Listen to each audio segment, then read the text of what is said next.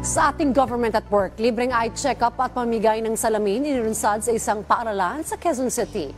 Isinagawang fish harvest sa Muntinlupa naging matagumpay. Si Bien Manalo sa detalye. Rise and shine, Bien. Libreng eye check-up naman para sa mga kabataan sa Barangay Batasan Hills sa Quezon City ang inilunsad ng lokal na pamahalaan.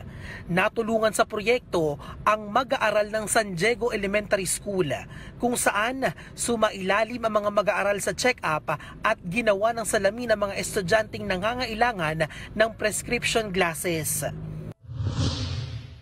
Naging matagumpay naman ang isinagawang fish harvest sa Barangay Bayanan sa Muntinlupa. Aabot sa mahigit 700 kilo ng isda ang nahuli sa Bayanan Baywalk.